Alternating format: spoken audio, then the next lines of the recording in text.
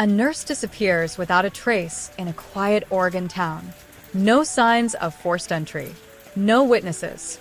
Just a cold cup of tea and a voicemail that would unravel everything. The perfect nurse. Emily Ward was 29, a compassionate ER nurse in Millstone, Oregon. Population just under 4,000. Beloved by the community. Devoted to her patients. The type who brought soup to sick neighbors and stayed late for double shifts. To everyone around her, Emily was perfect. But perfection, as investigators would learn, was only surface deep. The disappearance. On October 14, 2023, Emily failed to show up for work. Her co-workers were immediately concerned.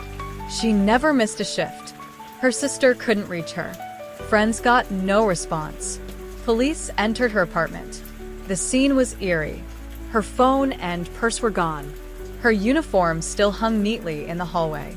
A kettle had boiled dry on the stove, and the front door was locked from the inside. No signs of a struggle. No clues. Just silence. The search begins.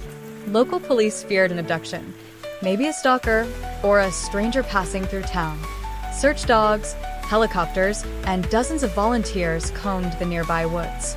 Her phone had last pinged near a dark stretch of Route 22, but the trail went cold.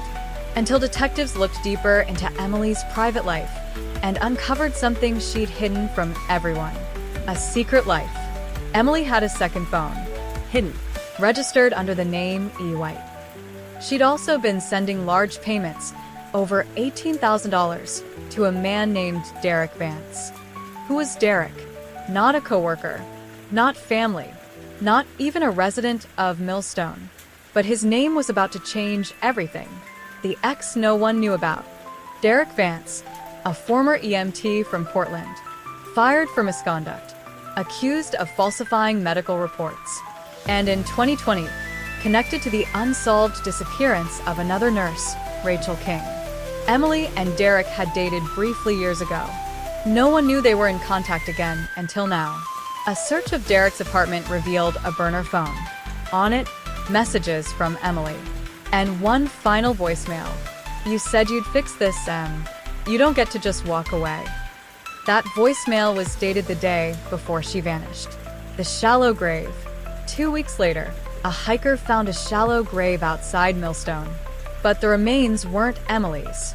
They belonged to Rachel King, the missing nurse from Portland. DNA under her fingernails matched Derek Vance. Suddenly, police had a body, a suspect, but still no sign of Emily. The final clue. 3 months later, during a snowstorm, a duffel bag was found in a ditch near Route 22. Inside were surgical gloves, a pair of scrubs, and a torn note stuffed into a shoe. "If you find this," he said, "no one would believe me." The gloves had Derek Vance's DNA. He was found days later at a truck stop in Idaho, living under a fake name. The confession.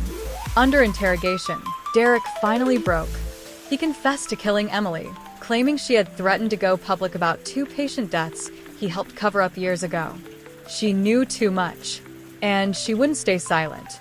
He made sure she never would again. Aftermath. Emily's death sent shockwaves through Millstone. She wasn't just a nurse. She was a daughter, a sister, a friend. But her courage and her secrets exposed a predator hiding in plain sight. She didn't simply disappear. She was erased. And now, she is finally remembered. If you found this case as disturbing and unforgettable as we did, subscribe to Dark Case Files for more real stories of hidden crimes, buried secrets, and justice that came too late.